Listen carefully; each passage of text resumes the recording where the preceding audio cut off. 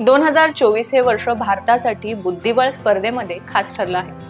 भारताने जागतिक बुद्धिबळ अजिंक्यपदावर आपलं नाव कोरल्यानंतर आता पुन्हा एकदा जागतिक जलद बुद्धिबळ स्पर्धेचं विजेतेपदही भारतीय खेळाडूंना पटकावलं आहे। सध्या सर्वत्र एकच नाव चर्चेत आहे, ते म्हणजे ग्रँड मास्टर कोनेरू हम्पी हिचं। जागतिक जलद बुद्धिबळ स्पर्धेत तिनं विजेतेपद पटकावत एक इतिहास रचला आहे। रविवारी न्यूयॉर्कमध्ये खेळल्या गेलेल्या या स्पर्धेच्या अंतिम फेरीत कोनेरू हम्पीनं इंडोनेशियाच्या इरेना सुकंदरचा पराभव करत इतिहास रचला आहे।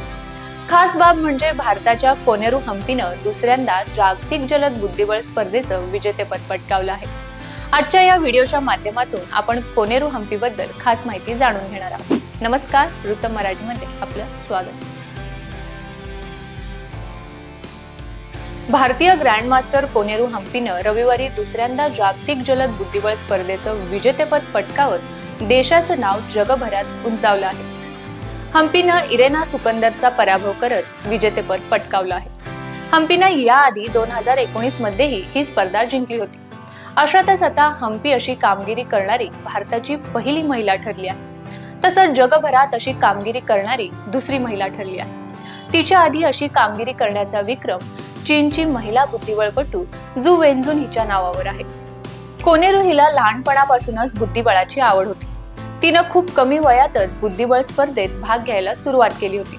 खरं तर कोनेरू हिला बुद्धिबळ खेळामध्ये मास्टर बनवण्याचं स्वप्न तिच्या वडिलांचं होतं। तिचे वडील अशोक कोनेरू हे देखील बुद्धिबळपटू आहेत आणि म्हणूनच आपल्या मुलीनंही बुद्धिबळ खेळावं आणि विजेता व्हावं अशी त्यांची इच्छा होती।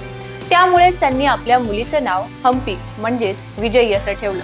आता हम्पीनं जागतिक जलदगती बुद्धिबळ अजिंक्यपद स्पर्धेत विजेतेपद पटकावून वडिलांचं हे स्वप्न पूर्ण केलं आहे। हम्पीला विश्वविजेता बनवण्यात तिच्या वडिलांचं मोठं योगदान आहे। आपल्या मुलीला या उंचीपर्यंत पोहोचवण्यासाठी वडिलांनी आपली नोकरी देखील सोडली आणि हम्पीला बुद्धिबळाच्या युक्त्या शिकवायला सुरुवात केली। हम्पीनं वयाच्या 6व्या वर्षी या खेळात रस घ्यायला सुरुवात केली। वडिलांच्या मेहनतीमुळे आणि कौशल्यामुळे हम्पीनं वयाच्या अवघ्या 9व्या वर्षी बुद्धिबळ स्पर्धेत 3 राष्ट्रीय स्तरावरील सुवर्ण पदक जिंकली। दरम्यान पंतप्रधान नरेंद्र मोदी यांनी देखील कोनेरू हम्पीचं महिला जागतिक जलदगती बुद्धिबळ अजिंक्यपद स्पर्धा जिंकल्याबद्दल अभिनंदन केलं आहे। तसंच लाखो लोकांना प्रेरणादायक ठरणाऱ्या तिच्या धैर्य आणि निर्धाराचं देखील पंतप्रधान मोदींनी कौतुक केलं आहे। यंदा भारताने बुद्धिबळात चांगली कामगिरी केली आहे।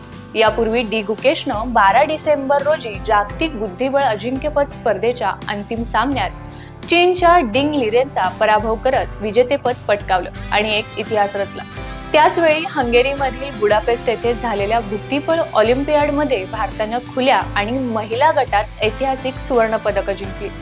ऑलिम्पियाडच्या 97 वर्षाच्या इतिहासात प्रथमच भारतानं दोन्ही प्रकारांमध्ये प्रथम स्थान मिळवलं आहे। तर ही होती ग्रँड मास्टर कोनेरू हम्पीची स्टोरी। ही स्टोरी तुम्हाला कशी वाटली हे आम्हाला कमेंट करून नक्की सांगा आणि पाहत राहा वृत्त मराठी।